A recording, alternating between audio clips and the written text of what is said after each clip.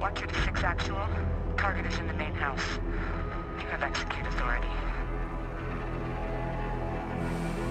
Bravo 6.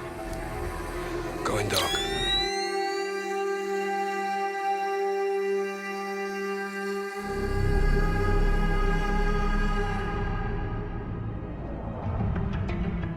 How's it going, troops? Jordan here, back again with another Call of Duty Modern Warfare Loadout video. In today's loadout video, we are back on my home soil of the UK as we become a soldier of the good old British Army in Modern Warfare multiplayer. Make sure you give this video a thumbs up and hit subscribe, and without further ado, let's take a look at our mission briefing. As I've mentioned, this is a class set up to replicate a soldier of the British Army. The British Army are known for being the best, and so we're going to utilise the best British weaponry and equipment to fight for Queen and country. And whilst we're out fighting, we'll make sure to use intel, tactics and precision when moving into enemy territory so we can earn those kill streak rewards and dominate the battle. The British Army, formerly called the English Army, goes way back to the year 1660 amidst the Restoration period, when after England had its civil war, an official army of soldiers with various ranks was needed. Cromwell and the parliamentarians had the idea of a new model army, and Charles II and his Cavalier supporters too favoured a national army, except he wanted it to be a royalist army, which is the reason why Queen Elizabeth II is the patron. Skipping forward into the 18th century, the British Empire began its huge expansion across the globe. With the help of the British Navy, the British Army fought for lands and established the empire in many key regions, including the American colonies, the Indian subcontinent and Australasia. As the army grew and grew, the British fought many victories like in the battles of Rorke's Drift and Waterloo. However, as 1914 approached, Great Britain was faced with a great war on a scale they've never seen before. A war to end all wars, World War I. Over 3 million men from various areas of the British Army were sent off to fight the Axis powers, and by the end of the war, Great Britain suffered its deadliest loss in any war, with over 800,000 men dead and more than 2 million soldiers wounded. The end result was a Pyrrhic victory for the Allies. But of course, this wasn't the war to end all wars, as in late 1939, Nazi Germany and the Soviet forces invaded Poland and thus kick-started the world into a second global conflict.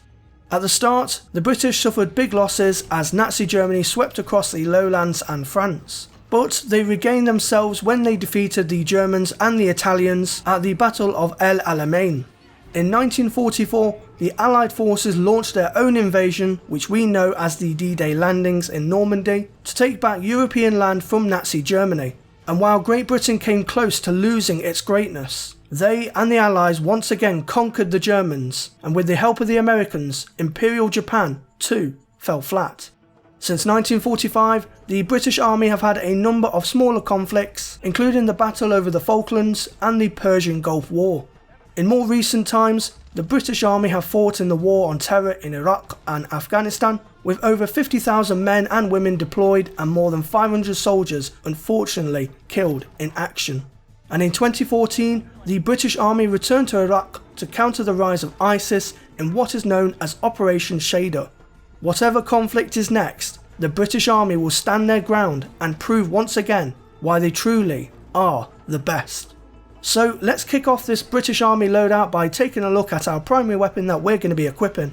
The British Army primarily use the SA80 family of weapons, which include the L85A2 and the L86 LSW. These weapons are manufactured here in Great Britain, and in Modern Warfare multiplayer, we have the L85A2 in-game, under the Infinity War name of SA87. So the SA87 is going to be our primary weapon for this British Army loadout. But of course we can't go in bare bones, so let's equip some attachments for our SA87. For our first attachment, we're going to go with a barrel, and I've gone for the SA87 18.2 inch factory. The base weapon is a light machine gun, but we want to convert the SA87 into more of an assault rifle, so we'll go with the SA87 18.2 inch factory barrel as our first attachment to shorten that barrel length. For our second attachment, we're going to go with an optic, and I've gone for the VLK 3.0x optic. The SA80 family of weapons use a unique optical sight called the Suzat scope. This scope is unique as it features an obelisk-shaped post as a way of accurately pinpointing your targets. Unfortunately, for some strange reason, the SUSAT scope is not available on the SA87 in Modern Warfare. So we'll go with the VLK 3.0x optic, as it's the closest looking optic to the SUSAT scope, and we can easily change the reticle to a T-pose or a blue V to make it as similar to an obelisk as possible. For our third attachment, we're going to go with a weapon perk, and I've chosen Frangible Disabling. The British Army are one of the deadliest armies in the world, so we'll use the Frangible Disabling weapon perk to slow down, disable and kill our enemies once we've shot them. For our fourth attachment, we're going to go with a rear grip, and I've chosen the Stipple Grip Tape. We want to be able to snap onto our targets much faster, so we get the first shot, and so we'll attach the Stipple Grip Tape as our fourth attachment to grant us these faster reflexes. And finally, for our fifth and final attachment, I've gone with an underbarrel, and I've chosen the Ranger foregrip. Foregrips are commonly seen equipped underneath SA80s, especially when you have to be on the move a lot. The Ranger foregrip not only looks similar to standard British Army grips, but in-game provides us with increased control over our recoil and further increases our aim and stability. So that's why the Ranger foregrip will be our fifth and final attachment. So those are going to be our attachments for our SA87. Now let's move on to our secondary weapon of choice for this loadout. The British Army adopt the Glock 17 as their preferable sidearm of choice, despite this pistol being of Austrian origin. In Modern Warfare multiplayer, we have a weapon based off the Glock series, and that pistol is the X16. So to keep to authenticity, we'll select the X16 pistol as our secondary weapon. And just like our primary weapon, we can't go in bare bones, so let's equip some attachments for our X16 Glock. For our first attachment, we're going to go with a barrel, and I've chosen the Vanguard Elite. Since the British Army adopt the Glock 17 as their preferable sidearm, it makes sense that they would kit themselves with the latest version of that weapon. The Vanguard Elite barrel is the same barrel seen on the 5th generation Glock 17s, and so that's why it will be our first attachment.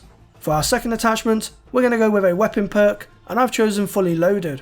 When out on the front line, if we somehow run out of ammunition supplies for our primary weapon, we always have our pistol as backup, so we'll equip the Fully Loaded weapon perk to ensure we have plenty of magazines stocked for our Glock. For our third attachment, we're going to go with a rear grip, and I've chosen the Rubberized Grip Tape. This grip tape gives us better recoil control for the X16, so we can fire off more shots without losing too much centre. And lastly, for our fourth and final attachment, I've chosen a trigger action, and that trigger action is the match grade trigger. Soldiers of the British Army are thoroughly weapon trained, so it makes sense that they would not only have a trigger finger, but also a strong aim before firing. So that's why the match grade trigger will be our fourth and final attachment. So those are going to be our primary and secondary weapons for this class setup. Now let's take a look at our perks and equipment that we're going to be selecting. For our first tier perk, we're going to go with EOD. The British Army are always seen wearing protective padding, combat gear and bulletproof vesting to lessen the damage of bullet wounds and shrapnel from IED detonations, so it makes sense to utilise the EOD perk to help protect ourselves against enemy frag grenades, rocket launchers and C4. The shield seen on the EOD perk can also be referenced to the heraldry shields that are seen on the Royal Coat of Arms, so that's why EOD will be our tier 1 perk. For our second tier perk, we're going to go with Hardline. Whether it be out in the Middle East or in the middle of the ocean, the lads of the British Army are constantly out on the front line, putting their lives in danger so we can live ours here in Britain. So to commend their sacrifice and bravery, we'll select Hardline as our tier 2 perk, so it takes one less life for us to attain our kill streaks. And finally, for our third tier perk, we're going to go with Battle Hardened. British soldiers wear protective padded helmets as a way to further add MTP camouflage and protect their heads from incoming fire. They also sometimes wear specialised tinted glasses which protect the eyes and help to obstruct any glare caused by the hot Middle Eastern sun. Battle Hardened in Modern Warfare helps us out by reducing the effects of any hostile flashbangs, stuns and gas grenades we may encounter, so that's why Battle Hardened will be our tier 3 and final perk. Moving on now to our equipment. For our lethal equipment, I've chosen the Frag Grenade. Fragmentation grenades are standard for the British Army, and in Modern Warfare, we can use the frag grenade to toss into windows, rooms and buildings and blow up any hostile campers that may be lurking. And for our tactical equipment, we're going to go with the Heartbeat Sensor. The British Army used personal role radios, or PRRs, as a way for individual soldiers to communicate with one another over short distances, making this piece of equipment a very important tool in learning of changes in the environment, enemy presence and movement, and status updates on their peers. The closest thing to a PRR in Modern Warfare is the heartbeat sensor, which lets us detect enemy players who aren't using Ghost in close proximity. So that's why the heartbeat sensor will be our tactical equipment. So now that we've talked about our perks and equipment, it's time to finish off this loadout by taking a look at our field upgrade of choice, and of course our selection of 3 kill streaks. For our field upgrade, we're going to go with stopping power. The British Army are the best in the world, and if they want to back that statement, they need to be the deadliest they can be. Stopping power rounds deal more damage than regular rounds, and allow us to kill our enemies more quickly, so we'll go with stopping power as our field upgrade. Moving on now to our 3 selected kill streaks. For our first kill streak, we're going to go with the cluster strike. The British Army use 81mm mortars as standard equipment to strike designated targets from a distance. In Modern Warfare multiplayer, we have the cluster strike, which uses a laser pen to coordinate a mortar strike from afar, so we'll choose the cluster strike as our first kill streak. For our second kill streak, we're going to go with the IAV, or the infantry assault vehicle. It wouldn't be a British Army loadout if we didn't get to commandeer tanks in Modern Warfare. The British are widely known for their beautiful collection of tanks, from the Mark I tanks used in the First World War to the Challenger 2 tanks used for present day operations and tours.